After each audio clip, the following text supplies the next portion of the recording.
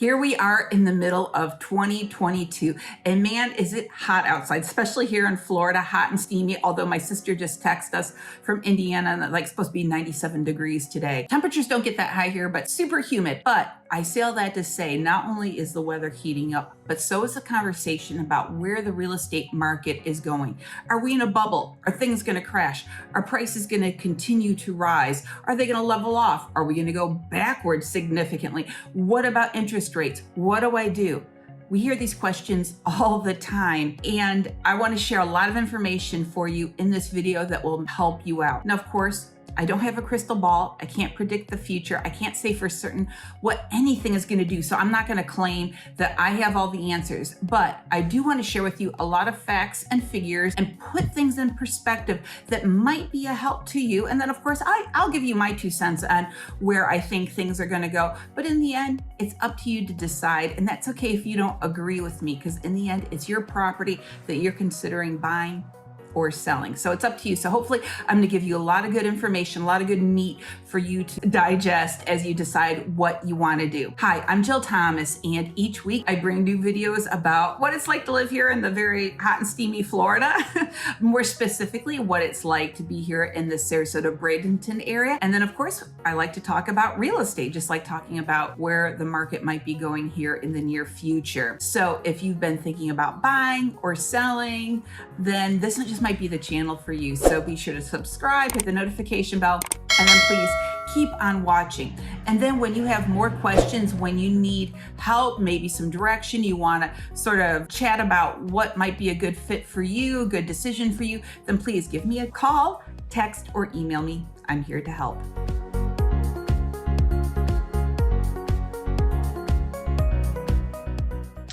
I have been wanting to do a real estate market update for the last couple of months, but every time I went to go write something up, I felt like the market was still shifting and changing a smidge, and I just didn't know what was going to happen. And I thought by the time I get the script written, because I write these up in advance a bit, get it recorded, get it edited, then we post it, the information would be kind of old. I wanted to really give you something meaningful. So now I feel like I've got something really, really meaningful for you. Now, recently also, Dr. Brad O'Connor, who's the chief economist for the Florida Association of Realtors, was able to do a presentation to my brokerage about some of these things. So in this video, I'm using some of the information he provided, some of the charts and stats. There's some other things I have access to.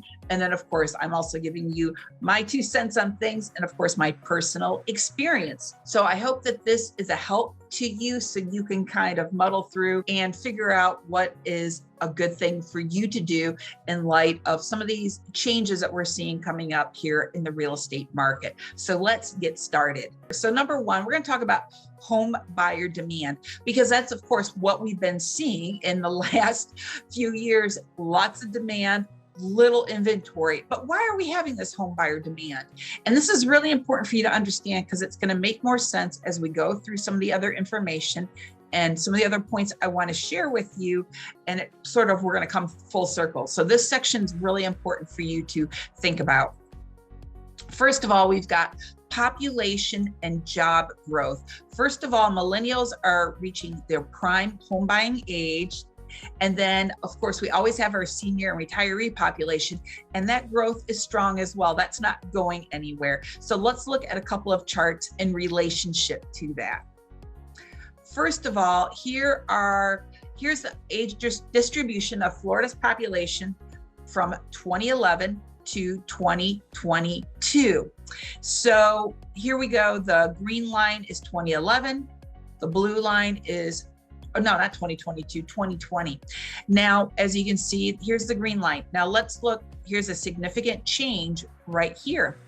And these are the folks 25 to 30 years old. So we definitely have more people who are in their 20s and early 30s that are here now in Florida than from 11 years prior to this time. And then also let's look ahead over here. This section is for those folks that are around the 55 to 70 year mark, 75. So again, a significant change in that population spread. So we're definitely seeing, you can see this line, I wouldn't call it level, much more level. The blue line is much more level than the green one.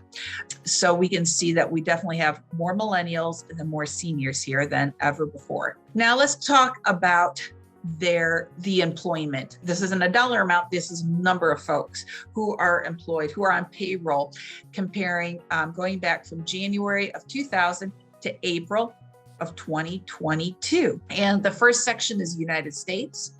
The next section is Florida. And this bottom section is the Sarasota and Manatee Counties. Let me bump me up again a little bit more.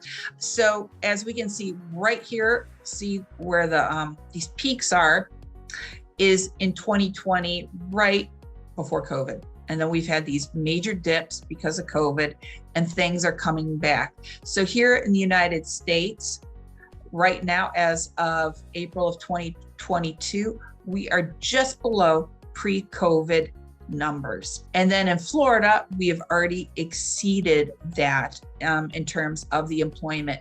But in Sarasota and Manatee counties, we have more than exceeded that. So between having the more millennials and that senior population that 55 to 75 has gone up, and then people being employed in our area, especially compared to the rest of the United States, that brings greater buyer demand. All right. Then we also have skyrocketing rental prices. And so what happens because of those skyrocketing rental prices, two things. We're going to have an increase in owner occupant demand because people are going to say, well, why rent when I can buy? And at least it's an investment. And then also it increases the investor demand. So instead of people buying a property, cleaning it up and trying to flip it, they're going to hang on to it for a while and rent it out. And so that has also increased this home buyer demand from both owner occupants and investors. Now let's look at this rent growth. This is the information is actually from Redfin, and this has to do with how much people are asking for when they've got a property for rent. So that's what these percentages are about, is how much are these investors asking for the properties that they have to rent out. So we're back here in 2020, and then the numbers went up, they came down a smidge, and then they're going up, up, up, up. Now this is for the US. This is not for Florida. It's not for Sarasota, Manatee County. And then now we're starting to see a little bit of a dip, but still look at that. Very expensive to rent a property no matter where you're at. So that's why if you can purchase something, it's a better investment long run than to pay a lot of money for a rental. And that has increased the home buyer demand. The next thing in home buyer demand is the changes in consumer preferences for housing. So what does this mean? Well, people want to make major changes in terms of location, in terms of lot size they have, even the unit, whether they want to go from a single family house to a condo or a condo to a single family house. And a lot of this has to do with COVID, because people say, if I'm going to work from home, I want to live someplace, maybe like in Florida, where the sun is shining all the time, where I can walk around outside and not be in the cold all the time. And then also, if they can work from home, they live here, they don't have to pay state income tax. Now, I know we're not the only state with sunshine and the only state without state income tax, but overall, that is lending to the buyer demand. The next thing that is lending to home buyer demand is low mortgage interest rates. So part of this buying frenzy came from these lower rates. I mean, I remember even from 4 years ago, people, as rates kept going down, people will go, oh my goodness, it's like free money. Why shouldn't I buy? Like, the interest rates are so low, like this is awesome. And so that has continued to lend itself to the demand. And even though the interest rates are continuing, starting to go up, it's still historically very low interest. So I've got a chart or two on that. Let's take a look. Now we're going to focus on the orange chart, the orange line, the 30-year fixed mortgage rate. So as we can see back here in the 80s, it was over 18%. I remember the first house I bought, I think the interest rate was somewhere in the 6s, which would make sense because I think that was somewhere back here in the early 2000s. And I was really excited about that number. So even though they always kind of go up and down a bit, it's not a straight line. They've gone down, they've went up. But look, even here, it's probably 2018 or so, they were over, I'm trying to see the chart here a little bit better, over, 4%, maybe pushing 5.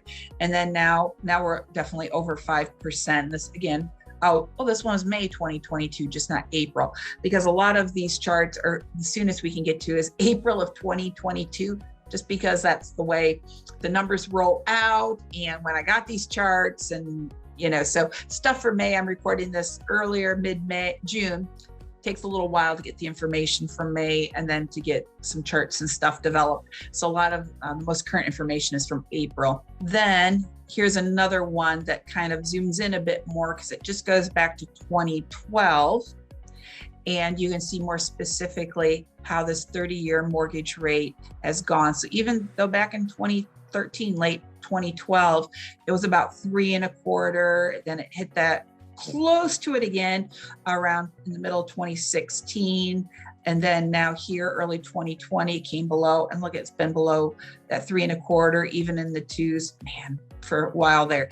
Now it's creeping up. We're over 5% as of May. But again, thinking about 18%, or even when I was excited when my first mortgage, the interest rate was like 6 something. I thought that was awesome. So we're still historically low. But even though we're historically low, it does impact what your monthly payment's going to be. So I fully realize that. So now we're looking, this is for the state of Florida, January 2008 to April of this year. We've got the median sale price, what this is looking like. So that's what these numbers are, the median sale price in the state of Florida, how they're going up compared to the monthly mortgage payment based on the interest rates. So here, the prices were going up, but because the interest rates were going down, the monthly payments were going down. Isn't that crazy? And now, of course, rates are going up, prices are going up. So your monthly payment's going up. So I fully recognize that even though the interest rates are still historically low, they're still higher, that can impact somebody's buying power. There's no doubt about it. All right, so let's go back to our home buyer demand. Second home demand is still strong. And I do have a lot of folks who are coming down here to buy that second home, whether they want to use it part-time or maybe it's going to be their future retirement property, even if retirement is anywhere from 1 to 10 years out. I just talked to somebody the other day who might not be retiring for 10 years, but they thought, might as well come down there, buy something, live there, retire there. And then what happens is often this snowballs, friends refer friends, and that increases the demand as well. Right before COVID, I had some people close on a little condo in Lakewood National and Lakewood Ranch, and they got it, I want to say for $205 or $207.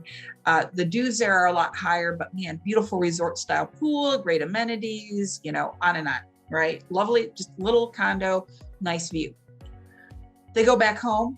Once they close on the place, they're telling all their friends, showing their friends. Their friends are calling me, Jill, I want what they've got. Well, then prices are going up. COVID hit, the demand changes, the way new construction was being worked, and people are like, oh my goodness, I don't know if I can handle this. And so the anxiety from some folks, some of those people early on had jumped on board, even though they were going to be paying more than their friends, they would have done really, really well. But they were nervous about it, which is fine, of course. And so as a result, they missed out on those opportunities. But nonetheless, so I say all that to say, friends definitely refer friends. And when it comes to those second homes. Now, our next big point, we're going to talk about closed sales. And these are just for existing homes. We're going to talk about new construction in just a little bit. But let's talk about these closed sales. Okay, so here are the number of closed sales for existing homes in the state of Florida from 2018 to April of 2022. So I wish they used a little bit different color lines just for the sake of conversation, because to me, they're all kind of a purplish periwinkle color. But here we go. We've got 2022 is this black line. And as we can see, the number of closed sales has decreased quite a bit. Now, again, this doesn't include new construction. So if we factor that in, who's to say what all these numbers would look like? But nonetheless, between January and April of each of these years, you can see 18, 19, and 20 were very similar, pretty flat. Then we had this huge increase in 21 and a slight dip now in 22 in terms of the number of closed sales going on. Now, let's look at Sarasota and Manatee Counties. Again, 21, much higher. 22, though, is a lot lower in comparison to the state of Florida, because here these are all 7,000 something. and this is 8,500. So if you run the numbers, the percentages, definitely compared to the state of Florida, less sales in Sarasota and Manatee County in the first part of 22. Now we're going to talk about median sale prices. Okay, I think this is very interesting. Again, these are existing, and these are just single family homes here, Sarasota County from 2011 to 22, median sale price. So as you can see, I like all the different colors here now. Got 11, 12, 13, 14, 15, 16, 17, 18, 19, 20, 21. So they just go straight up. Obviously 21, the sale prices were strong. So as we just learned, not as many sales in 22, but look at the price difference, 27% increase from one year to the next in April. Then Manatee County single family homes, same story. Condos and townhomes in Sarasota County, 27%. Now, of course, the median sale prices fluctuate a little bit from each category to the next, but nonetheless, there's a story to be told. Now, drum roll, please. Look at this. 49% difference in Manatee County for condos and townhomes. That's crazy. So that's how much those prices have gone up. Now you can see here in 21, though, I don't think the price difference is as extreme between 20 and 21. And maybe that's why this number is a bit larger. But nonetheless, man, what a jump from year over year. Number 4, the dollar volume. So this is the dollar volume of closed existing home sales in Sarasota and Manatee County. So that means if you pull together all of the closings that we had and put all the purchase prices together, these are the numbers. So here in like 21, make sure I'm looking at these lines the right way because they're all so similar in color, almost $1.8 billion in March of 21 in terms of closed dollar volume. Man, that's crazy. Now, if we come over here and look at our January through April, because I think this is kind of telling as well, is in total 2.7, 2.6, 2.8. So these are all pretty similar. We jump up to 5.5 billion. And then in 22, 5.1 billion. Now, as we saw, we have less sales in our area between January and April of this year compared to last year. But the dollar volume, I don't think has decreased the same way as the number of properties. So that just goes to show again, prices went up. So even though there were less sales, the dollar volume didn't change a whole lot. So I think that's pretty crazy there. Now let's talk about listings, the number of listings. So new listings of existing homes for sale, meaning how many new listings hit the market in that month. January through April, look, 11,000. Almost 11,000, closer to 10, 10 and a half, about 10 and a half. So that first third of each year, pretty similar. 2020 was a bit low, but that again is because of COVID, I think. When that hit, people just didn't know what to do. So we haven't bounced all the way back up to like the 2018 numbers, but inventory is still pretty low for us. And then the active listings. So this takes into effect all those properties came on the market, but most of them go under contract. So on average, the number of active listings, look down here, 1,000, 2,000, that's nothing. I think there's 9,000 licensed agents between Sarasota and Manatee County. There's an insane number of licensees around here. And of course, not everybody's active, but let's say everybody was actively selling. And each of those folks had just one person who was serious about buying. Okay, that's 8,000 or 9,000 people. When you've only got 1,000, 2,000 properties to sell, not enough. And so that's why it's getting frustrating and those prices get pushed up because of that high buyer demand. All right, and then here's months of inventory. Now, 6 months of inventory is considered a balanced buyer-seller market, really 5 to 7. You can give a little bit of flexibility. So here, we were hovering around the 5-month mark. We dipped down, came back up. And then here when COVID hit, let's see, right around here, the supply went down because then of course, all of a sudden demand went up as well. And what that means is months of inventory, if no new listings came on the market, and the buyer demand stayed the same, it's saying this is how long it would take for us to run out of inventory for homes on the market. So over here, we're talking weeks. 1 week, 2 weeks, 3 weeks, we would be out of listings for people to look at. So that is some crazy stuff right there. All right, new residential units, which means new construction permits. We've only talked about resale. We have not been factoring in new construction. So of course, if a permit's gotten pulled, that means somebody's going to build something.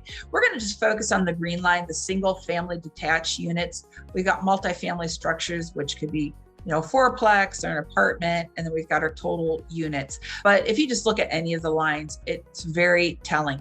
So this is for Florida, the state of Florida from 1988 to 2022. So we look at this green line, and all of a sudden there was this building frenzy back in 04, 05, and then it started dipping in 06. And they were doing a lot of building, but there wasn't the demand to match the building, that the kind of building that they were doing. And then of course, and then the recession hits, and then, ooh, man, they just plummet. Hard look at this, 2009-ish, almost no permits were pulled for multifamily structures in the state of Florida, like close to zero. That's crazy. And then of course, now the number of permits are going up, but still not the same number as the 2004, 2005 mark right there. So we're not even building as much as in the state of Florida as we were building there. But now let's look at Sarasota and Manatee County. In Sarasota and Manatee County, though, we are building a lot, as much as we were back then in 2005, but the demand is there. I mean, I can sell new construction all day long. It's, you know, I got lots of people who want to build. So it's not that we are overbuilding in our area at all. And now I will say that if locals were hearing this, some people, and I get these comments sometimes in my videos, people will go, stop the building. You know, you're changing the makeup of our area. You know, it's too busy now. It's becoming like this town or that town. But here's the thing. Most people who live here right now were not born and raised here. I wasn't. I moved here in 91. I've lived here for over 30 years. And so what happens is people move here, they fall in love with the way they see it today, and they don't want it to change. But guess what? If they moved here after I did, let's say they've lived here for 15 years. Well, I lived here for 15 years before them, and they were part of changing what I see today compared to what it was like when I moved down here in 91.